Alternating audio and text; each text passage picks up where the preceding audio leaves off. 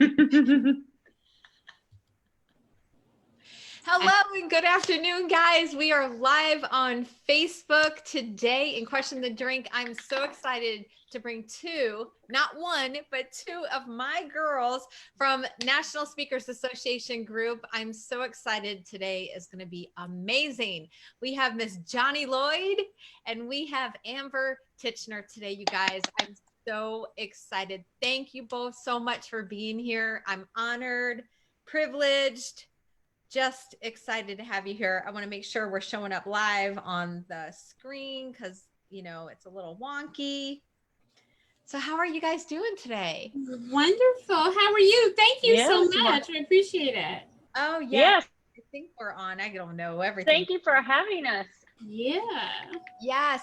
Well, you know, when I thought about what we could talk about today, every single person I know has experienced imposter syndrome or this feeling of I'm not good enough. How do I fake it until I make it? Right. Or fake it until I believe it. And this is all part of a common trait when people are using something like alcohol as a coping mechanism, that we're just hiding behind this mask, so to speak. Right. So Johnnie, I'm so excited for you to share some of your wisdom today. And I know I put the bio in there. Both of you are speakers. Both of you are authors. Amber has an awesome book coming out, and it's called Across Frenemy Lines. Is that what it's called, Amber? Behind Frenemy Lines. Behind Frenemy Lines. I'm so excited to hear about this. It's going to be so good. So I think we'll start with Johnnie, and let's talk a little bit about having these imposter fears, Johnnie. Like, how does this happen? Why do we feel this way? And more importantly, what do we do? What do we do when we don't feel like we're quite measuring up? You know, I'm glad you asked. You know, I said most people, number one, don't look at it like they're by themselves. They look at it like, oh, it's only happening to me. And, you know, so I need to hide and it's all about me not being enough. And even as a professional, what sometimes ends up happening is that we get a promotion or we get this opportunity and we look at it from a negative perspective, saying that we're not enough. So it's one of those things. And there's 4 types. So there's a perfectionist, and then there's a person who is in paralysis, where they hide and they seek, pretending and avoiding not to be moving. And then there's a procrastination. Now, all of us have a touch of procrastination, but the key is this is deeper. This is, you know, appears to be working on a goal, but really what you're doing is just spinning your wheels. And then there's people pleasing, and that's one of the syndromes too. Now, this is not something that's diagnosable. All of us have it. And it used to be thought that only women had it. However, during research, 49% of men have it and over 52% of women have it. And when men have it, they end up saying, as they get promoted, they end up saying, okay, I'm okay now. I'm okay now. And women don't. The opposite happens. But now you said, what can we do about it? One of the things that I have found that we can do about it, things you can do, is number one, know that you're not alone. Imposter syndrome is a feeling, and that feeling is not abnormal, it's normal. Because we've all come into situations where we don't think we are enough, but it's deeper than that. Now, it impacts men and women. It's not based on race. It's not based on ethnicity. It's not based on age, social, economic status. None of those things happen. So no matter where you are, you know, no matter if you're making 6 figures or you're making 1 figure, it doesn't matter. You can still have imposter syndrome. So nobody's exempt. And then remember that it's a feeling. It is an emotion. It's not necessarily based on facts. And if you find that you are in a location, or you just got promoted, or you're growing to the place, a new place, what you need to do, and you see that there's a gap between the two, where you are and where you desire to be, then most of us can bridge the gap. And what we do is we learn new skills or stuff like that. But imposter syndrome, even with the skills, even with the fact that on paper and in reality, you know you can do the job, it's like having this other person talking to you all the time, telling you what you're not. So you have to create a new language in your head, a new way to talk to yourself, so you establish and reestablish yourself. So it's about living in truth, not alternative information. It's about living in your truth and knowing that you're more than enough. Oh, girl, you just nailed it on the head about, listen, Mhm. we hear ourselves more than anybody else, right? And Right. wherever we go, there we are. And it's really It's true. of ourselves.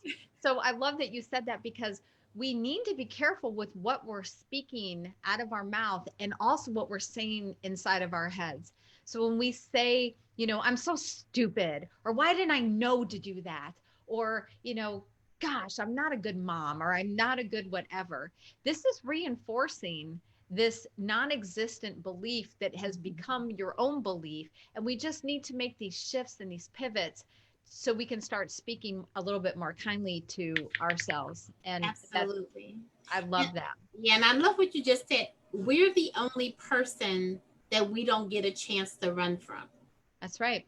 We take ourselves wherever we go. So what you said is absolutely true. And it's really interesting, but it's about talking to ourselves, telling the truth, telling a new truth to ourselves. Oh, I love that. I love that. I love that. We're going to intertwine some of this inner conflict and imposter syndrome with Amber's topic about women rivalry. And Amber is, this book that she's writing is going to be a stellar Behind Frenemy Lines. Oh my gosh, you guys, I'm so excited. I've shared with Amber my own personal stories of working with women, and it can be brutal. It can be a brutal, but you know, this also affects men. So I don't want to leave the men out. Although Amber, you focus more, your PhD is with, is it specifically with women when you did this? Yes, this was my study was specifically how it impacts women. It does impact men, but the root of it is how men and women deal with aggression differently. And so it show itself very differently than women have said with the statistics for the imposter syndrome.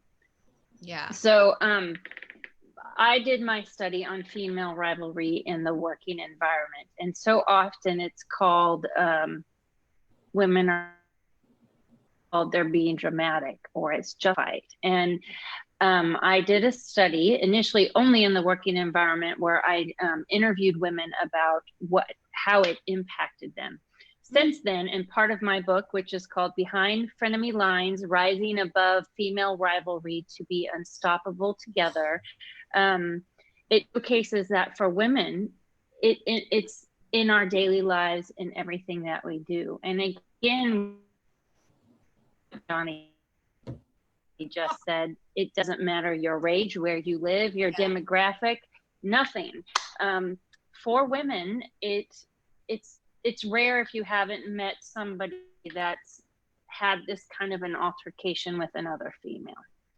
Oh yeah. And it can be damaging. And the women I've spoken to, some of them have just dealt with very long, it's very hard to get over. When you're in it, you can lose your voice because they're very passive aggressive types of acts. It's very intangible. And so you may feel like you're going a little crazy because it's hard to pinpoint. You feel it, but it's hard to maybe go to HR or relay to your friend or a family member what is going on, because it's hard to verbalize what it is, but it's going to that gut instinct feeling.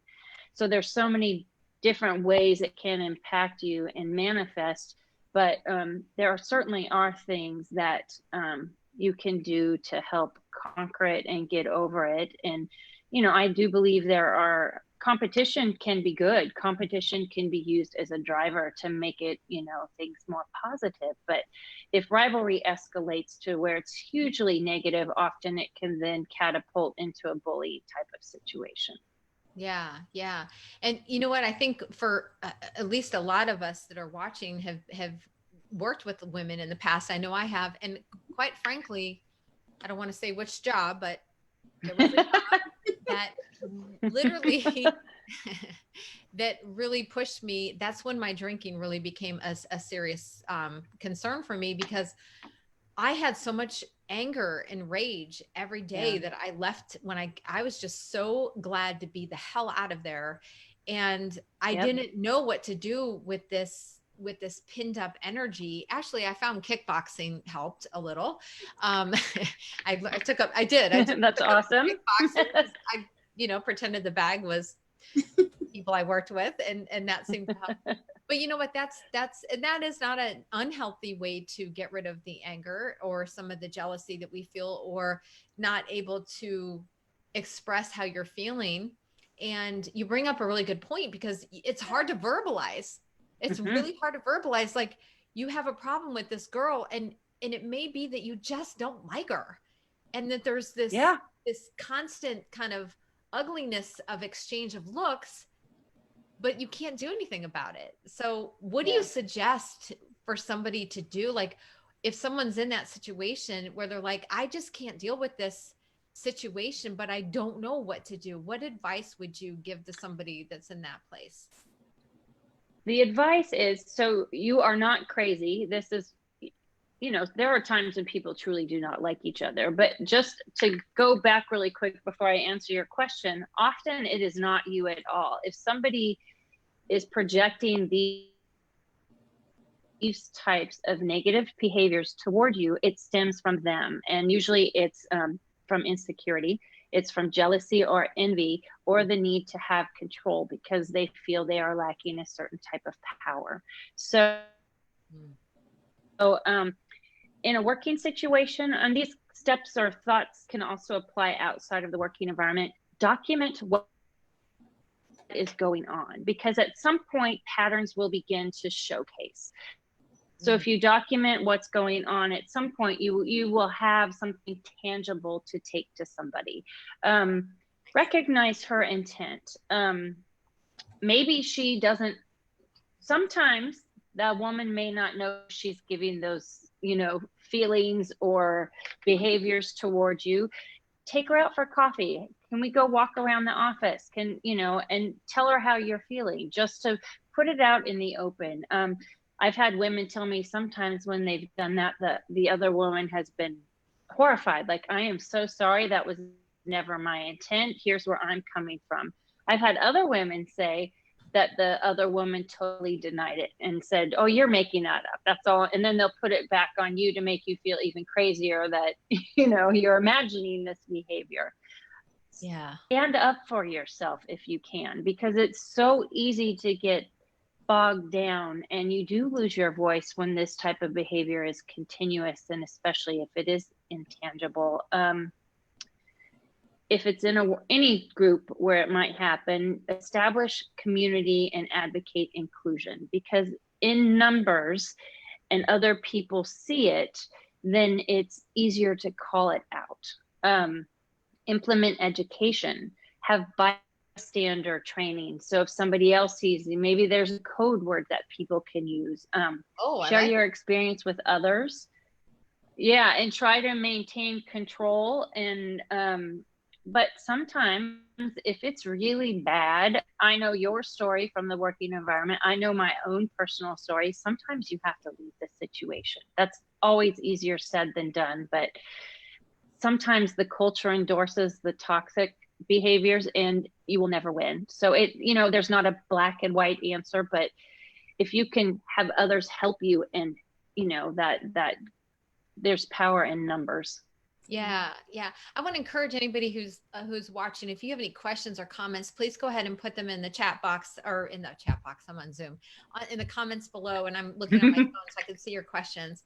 You bring up a really good point too. And a lot of times we do have to remove the toxic things and people and environment when we are trying to improve on us as people. And with this group, we are focusing on how alcohol is relating to us in our lives, but we are also looking at the quality of our life all the way around, 360 view, whether, it is your environment, the way that we treat ourselves, having the self-care, having the self-development and self-practices in place and the habits.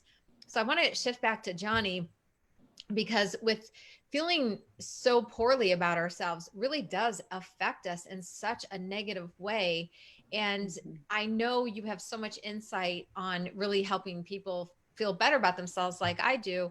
What are some of the things that you might recommend for somebody to start when they are feeling like they're just not able to compete the way that they should be, or they're lacking at work, or they're just struggling to just feel better about themselves? What's some good practical tips that you would share? Wow. And if I can, I'm going to integrate some of the things Amber just lifted up, because when you are in a toxic environment, one of the things is identifying what I'm doing. Is there anything I'm doing to add to this issue? And sometimes typically the answer is no.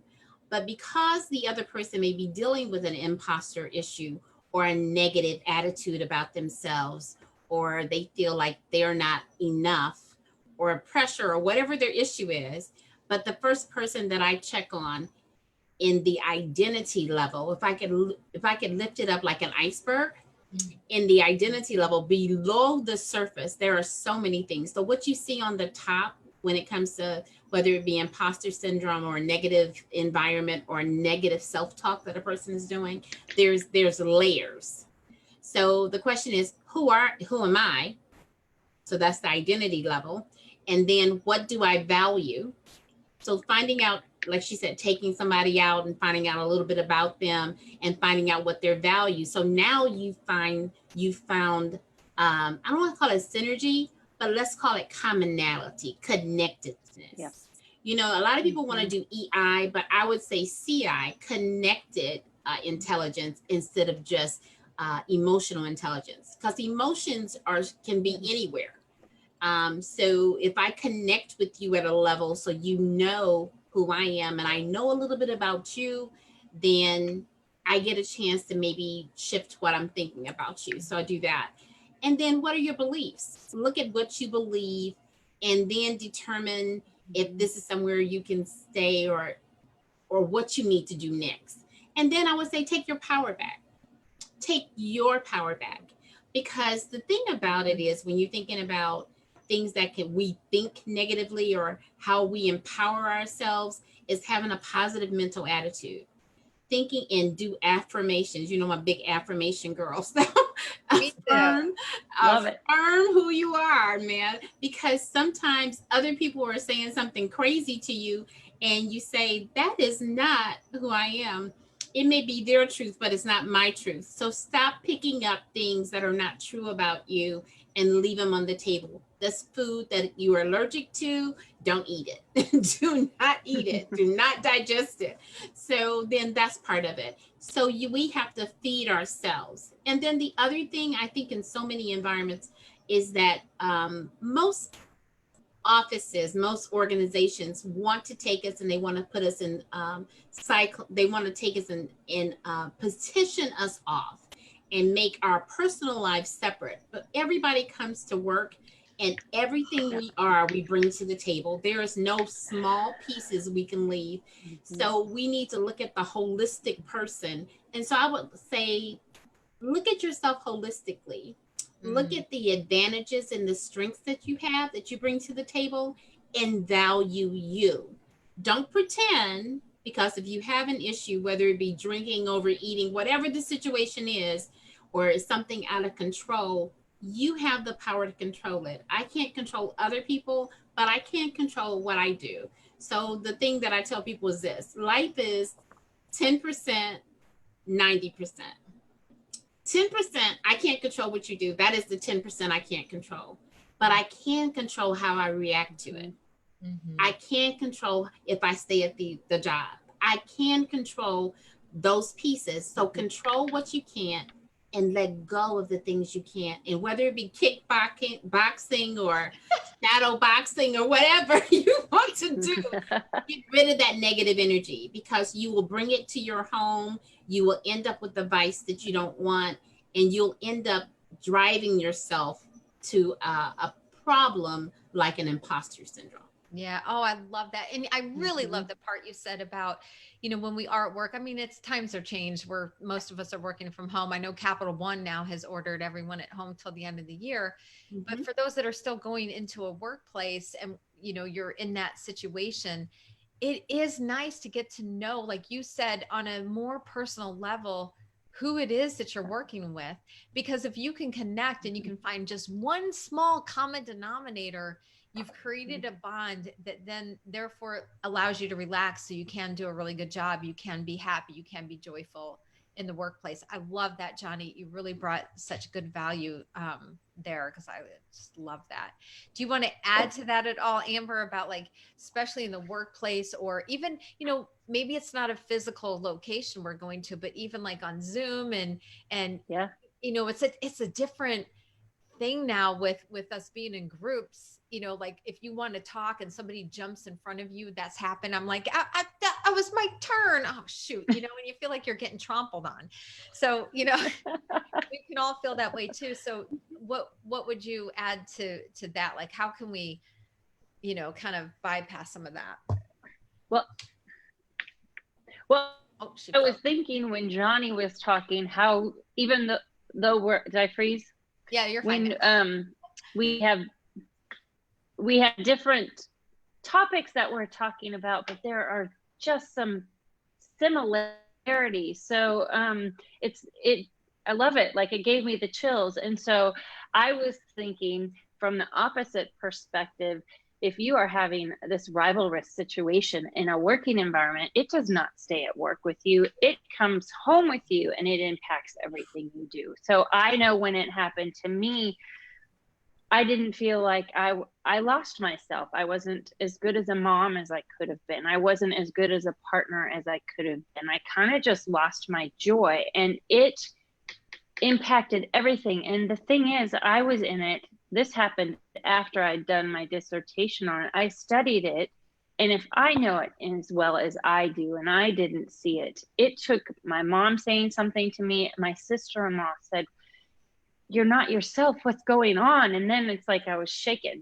like, oh my gosh, this can't be happening. But yeah, you have to step outside of it if you can. Often when you are so immersed in it, it's harder to. One of the things that I talk about when you're moving on from it is forgiving the situation. You may not condone the action or that it occurred, but to move on, you have to forgive. And a part of when I've studied about the forgiveness is the inner she bully, because that could be, if you don't have a confident voice within your own self, it's going to be very hard to see if somebody else is berating you in the process. So if you are stronger, you're more prone to seeing what's occurring. Oh, I love that. I love that. Well, Well, why don't I've you been just- tell? Oh, go ahead, Johnny. The only thing I would say, the forgiveness is so Huge. huge. Oh my gosh, it's so Yeah. huge. You were probably going to address that. The forgiveness is not for the other person. That's right. No. Forgiveness is for you. Mm-hmm. Because Yes. if we're not careful, we'll carry that and it will eat us from the inside out. Mm-hmm. And so forgiveness is for Yes. us. And then the Yes. person in my past that I had the most trouble forgiving was me. Mm-hmm. So I was pretending some things, I was doing some things, but I hadn't forgiven me for being in the situation, or not, being more responsive, or not telling them what I thought or whatever. Mm-hmm. But so forgive yourself and forgive the other person and just move forward. So that was great, Amber. Thank you. Yeah.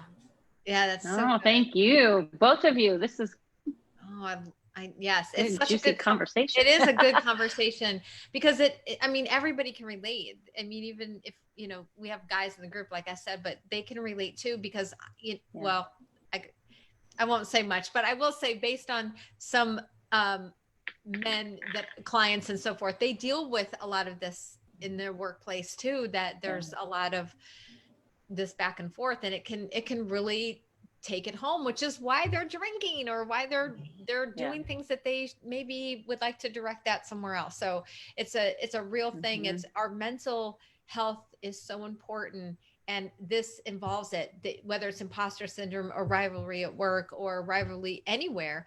We are constantly comparing ourselves. That's really what it comes down to for both of these topics, is this comparison thing that we have. Yep.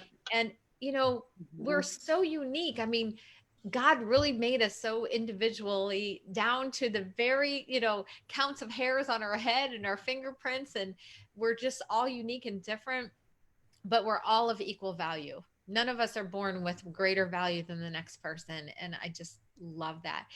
Johnnie, please tell us where people can find you.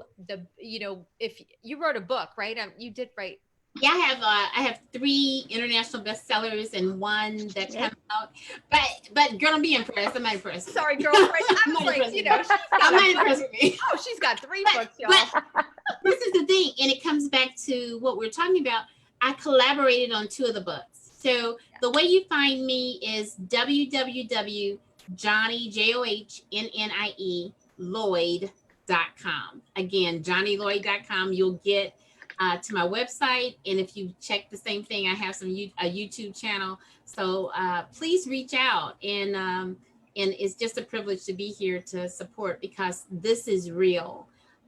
Competition instead of completing one another is very real.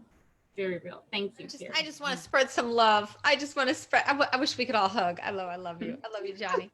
Amber, tell everybody where they can find you, and what we'll do when we're done. Either you guys can go on and put all your links in the website and all that too, and you know, promote yourself. Go for it. So Amber, where can we find you? Perfect. So my website, my business is called 2B Coaching and Consulting. That's TO_BE. So www.2bcoachingandconsulting.com. It's very long, all spelled out, but on my website are all of my social media links as well, and my YouTube channel, I'm growing that, but it's not real pretty right now, so that's coming along later. But I don't have much on mine either. I'm a baby. I'm still like the newbie. No, that's been the that's been the last thing. But I'm on Instagram, LinkedIn, and Facebook. So I would welcome any connection, and I'm always looking for stories of rivalry, positive or negative. There are positive ones out there, and those are much more rare, but when you hear them, they warm me up. I shared one with you. They're wonderful. Yes, you did. And it gave me the chills. Yeah. Too, so it's great. I'll tell everybody really quick. I worked with a gal back in the, years ago, and we really didn't like each other. I mean, it was pretty strong. And to this day, she's my best friend. So it can happen, and it's a beautiful thing. So, we just had to work through some stuff. And we realized, that we found your common ground. Yeah, we really were very fond of each other the whole time. It's just we couldn't see past that, and there was a lot there. But anyhow, thank you both so much for being my guest today. What you bring to the world is so needed, so valuable. Johnnie, I just adore you. Everything that you're doing with your nonprofits, just you as a person, you're amazing. And Amber and I met through a mutual friend, Mary, and I'm just the first day I met Amber, I was like, oh yeah. And I was like, hey girl, I'm joining the National Speakers Association. You're joining with me. I drug her there. Yeah. So yeah, and that's where we all met. So thank you both for being here today. When I hit end, it'll disconnect us completely. So thank you again for being here, ladies. And please follow them. Follow them, reach out and stay connected. All Thank you. See you guys. Bye-bye. Thank you. Bye. Bye. Bye.